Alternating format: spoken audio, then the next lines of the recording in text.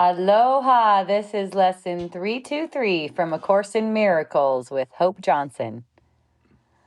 I gladly make the, quote, sacrifice, end quote, of fear.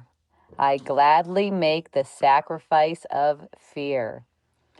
Here is the only sacrifice you ask of your beloved Son. You ask him to give up all suffering, all sense of loss and sadness, all anxiety and doubt, and freely let your love come streaming into his awareness, healing him of pain, and giving him your own eternal joy. Such is the sacrifice you ask of me, and one I gladly make. The only cost of restoration of your memory to me for the salvation of the world.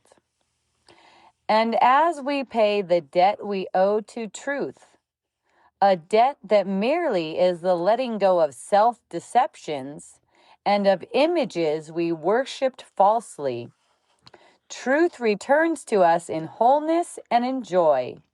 We are deceived no longer.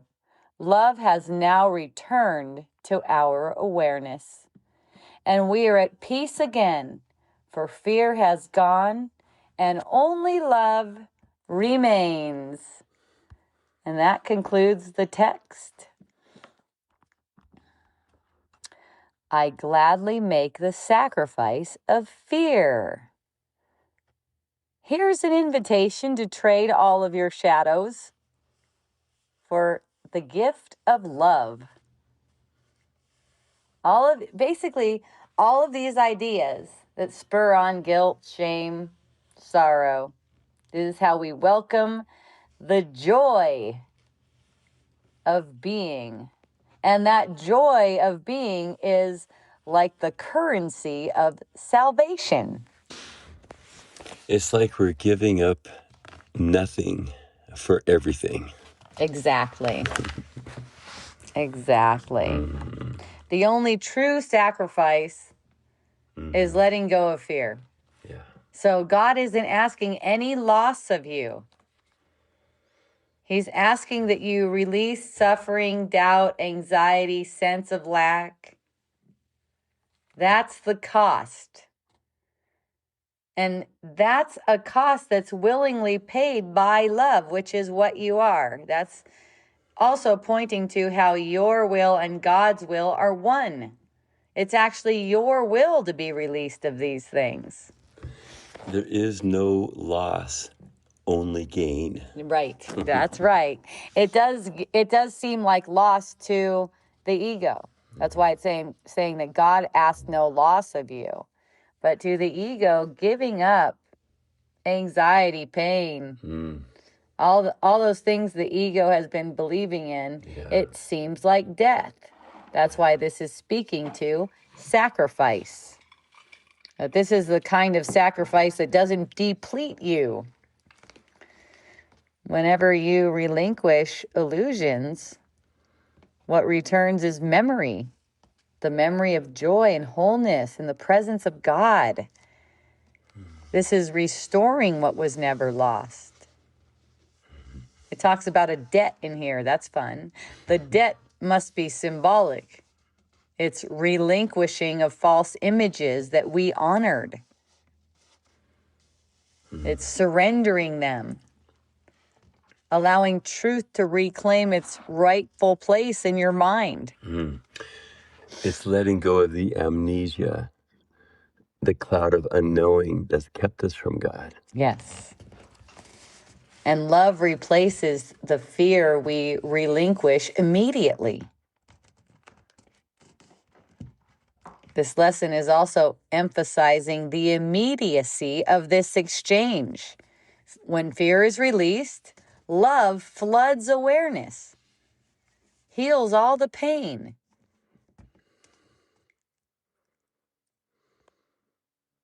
And this serves the whole. Again, it serves the whole. It serves the complete sonship. Your willingness to let go isn't a private thing. This is our shared willingness. It furthers the salvation of the world. Yeah. We're doing it for everybody. Yes, the surrender seems personal. This is how we participate in the collective awakening.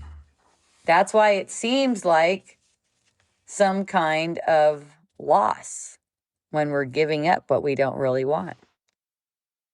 But here we're talking about gladly surrendering fear and letting love fill that space.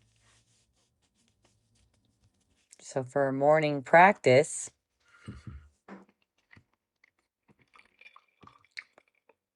you might just notice that giving up this one sacrifice, it's called a sacrifice in this lesson with quotes around it. It's not a real sacrifice is what it means. If you're willing to gladly make the one sacrifice, basically letting fear go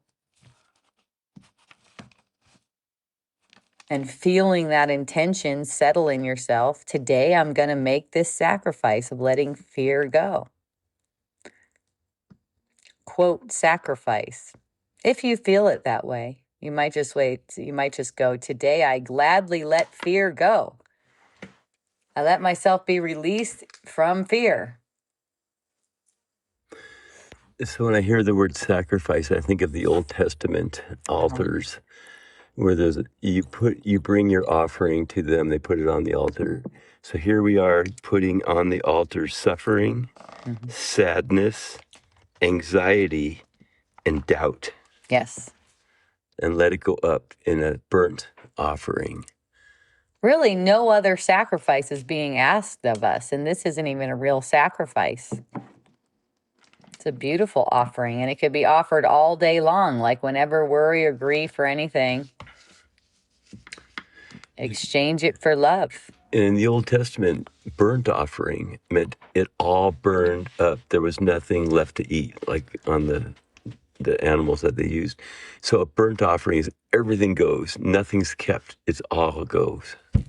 Yes. Yeah. Burns in the fire. Holding nothing. Yes. Holding on to nothing. Open to the spirit. It's beautiful.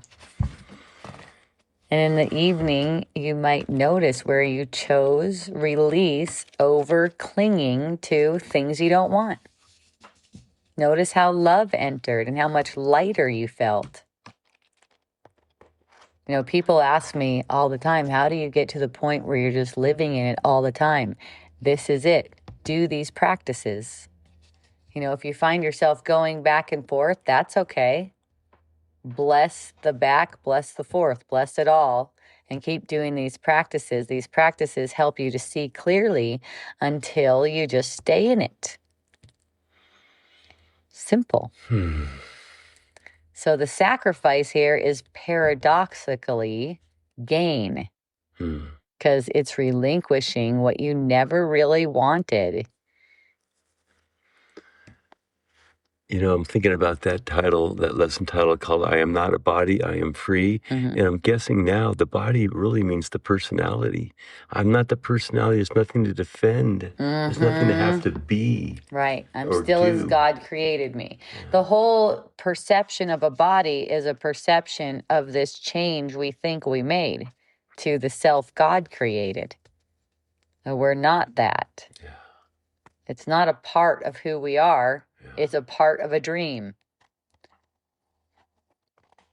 So we receive everlasting joy in exchange, immediate exchange for our pain. Sounds like a good deal, a good trade. It's a really good trade, but it takes a lot of humility too to open this up, open this channel up. This is willingness that lets love flow through. See, the reason it takes humility is because we used arrogance to convince ourselves that we had these burdens and we had to carry these burdens. Are we willing to be annihilated?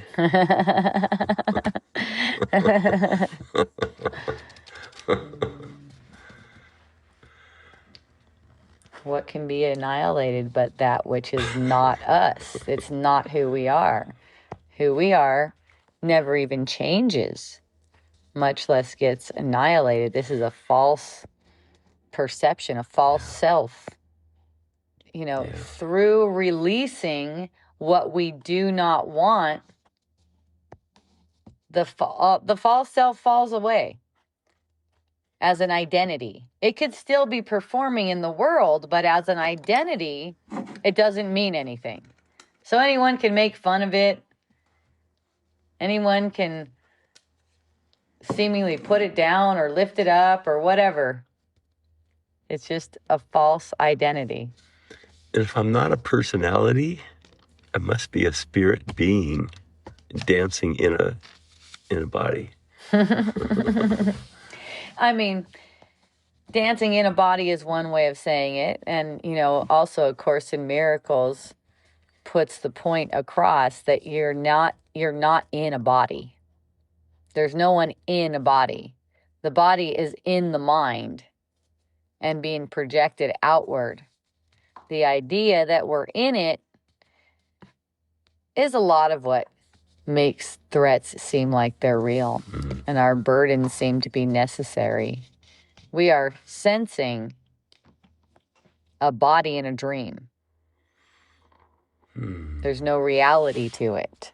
So the Course says that the body is a communication device. So that's just to communicate love. Yes. In the truth of who we are. It's not our home. It's just to express the truth of who we are. That's what it's for, and that's what keeps it apparently safe.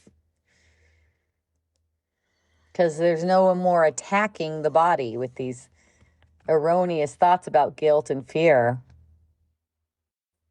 Which is what he called images of worshiping falsely. That's right. So, twice today and every hour, and whenever it's needed, I gladly make the sacrifice of fear and let love rush in to replace it. Hooray, everyone. I love you. Have a beautiful remembrance.